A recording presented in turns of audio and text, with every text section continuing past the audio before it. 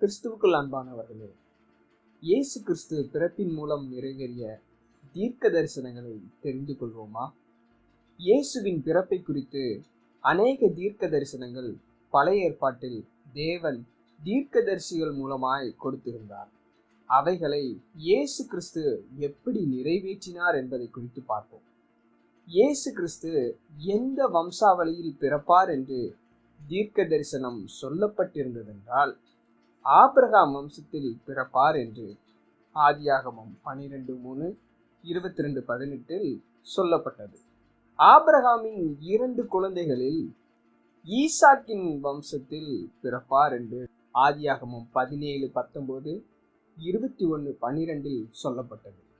ஈசாக்கின் 2 குழந்தைகளில் யாக்கோபு வம்சத்தில் பிறப்பார் என்று என்னாகமம் 24:17-19 சொல்லப்பட்டது.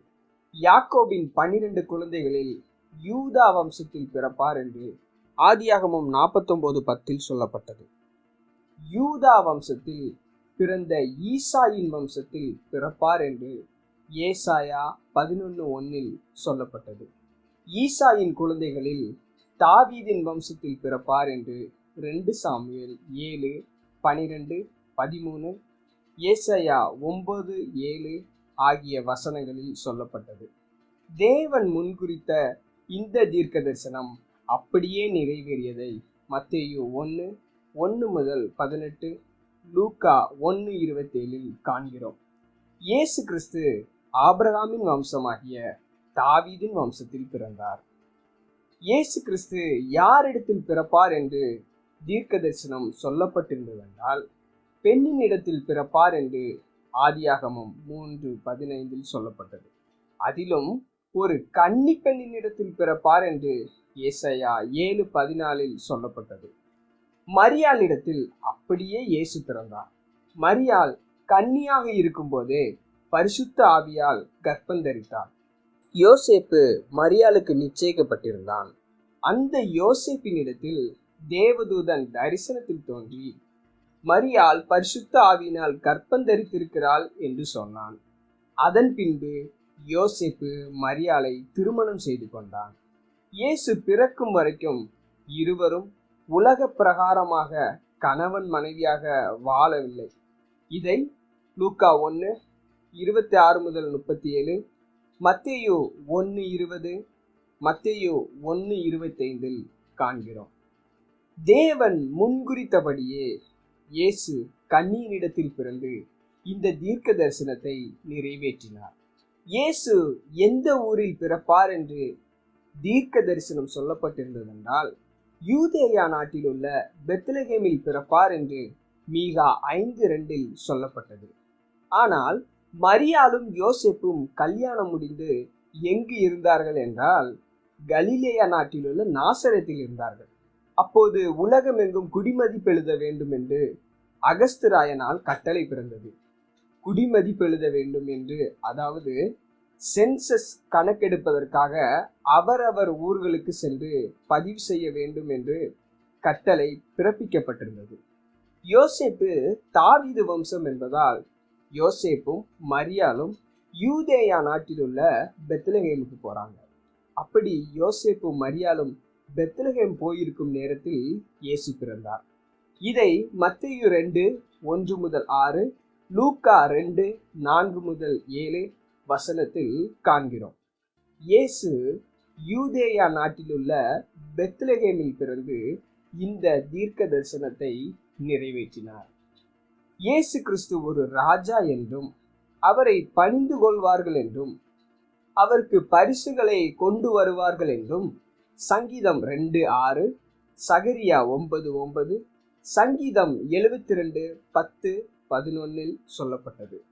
அப்படியே சாஸ்திரிகள் இயேசு கிறிஸ்துவுக்கு பரிசுகள் கொண்டு வந்து அவரை பணிந்து கொண்டு அவரை ராஜா என்று தெரியப்படுத்தினார்கள். இதை மத்தேயு 2:2-11 காண்கிறோம்.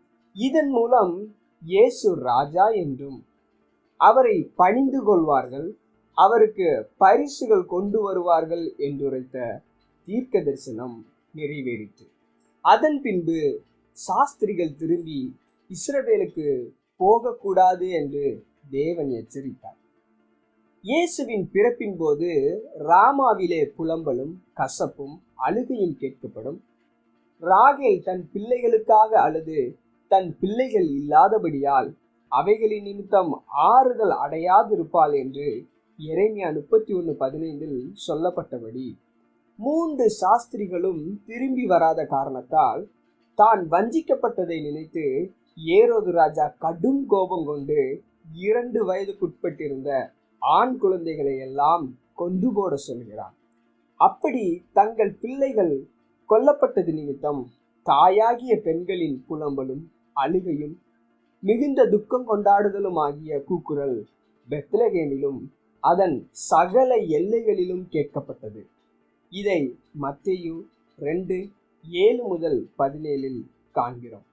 இப்படி இந்த தீர்க்க தரிசனம் நிறைவேறிற்று. யோசேப்பும் மரியாளும் இயேசுவும் எகிப்திற்கு தப்பி போகும்படி தேவன் தரிசனம் தந்து எச்சரித்து அவர்களை காத்தார்.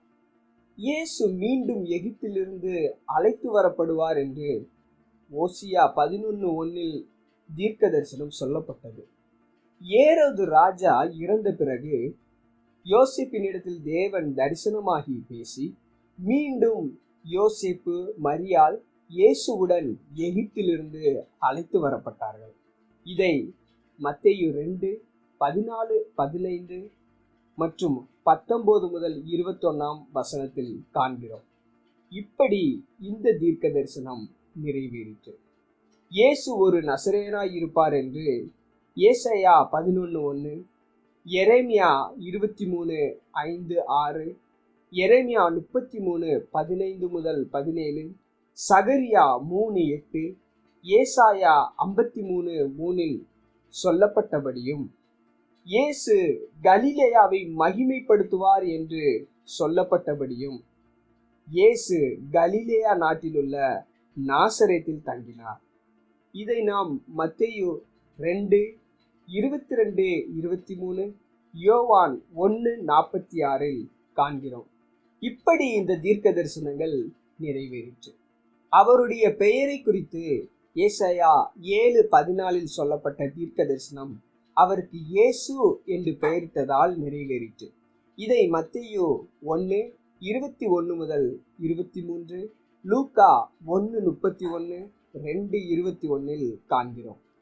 நமக்கு ஒரு பாலகன் பிறந்தார் என்று ஏசாயா 9:6 அவருக்குள் பூமியின் ஜனங்கள் ஆசீர்வதிக்கப்படுவார்கள் என்று ஆதியாகமம் 12:3 சொல்லப்பட்ட தீர்க்க தரிசனம் லூக்கா 2:10-20 நிறைவேறியதை காண்கிறோம். லூக்கா 2:10-14 வரைக்கும். தேவதூதன் அவர்களை நோக்கி, பயப்படாதிருங்கள், இதோ எல்லா ஜனத்துக்கும் மிகுந்த சந்தோஷத்தை உண்டாக்கும் நற்செய்தியை உங்களுக்கு அறிவிக்கிறேன்.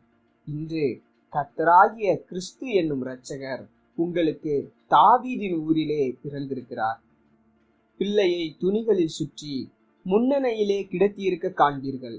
இதுவே உங்களுக்கு அடையாளம் என்றான். அந்த சனமே பரம சேனையின் திரள் அந்த தூதனுடனே தோன்றி, உன்னதத்தில் இருக்கிற தேவனுக்கு மகிமையும் பூமியிலே சமாதானமும் மனுஷர் மேல் பிரியமும் உண்டாவதாக என்று சொல்லி தேவனை துதித்தார்கள். இதை கண்டு தேவதூதன் சொல்வதையும் கேட்டு யூதேயா நாட்டிலுள்ள மேய்ப்பர்கள் பெத்லகேம் சென்று இயேசுவை கண்டார்கள். லூக்கா 2:17 கண்டு அந்த பிள்ளையை குறித்து தங்களுக்கு சொல்லப்பட்ட சங்கதியை பிரசித்தம் பண்ணினார்கள். லூக்கா 2:20 மேய்ப்பர்களும் தங்களுக்கு சொல்லப்பட்டதின்படியே கேட்டு கண்ட எல்லாவற்றிற்காகவும் தேவனை மகிமைப்படுத்தி துதித்து கொண்டு திரும்பி போனார்கள். கிறிஸ்துவுக்குள் அன்பானவர்களே, எல்லா ஜனத்துக்கும் மிகுந்த சந்தோஷத்தை உண்டாக்கும்படி கர்த்தராகிய கிறிஸ்து என்னும் இரட்சகராகிய இயேசு பெத்லகேமில் பிறந்தார். அவர் நமக்காக பிறந்தார். இந்த நற்செய்தியை கேட்கிற நீங்களும் நானும் அந்த தேவதூதர்களும் மேய்ப்பர்களும் போல மகிழ்ந்து மிகுந்த சந்தோஷத்துடன் தேவனை மகிமைப்படுத்தி துதிப்போமாக. God bless you. ஆமென்.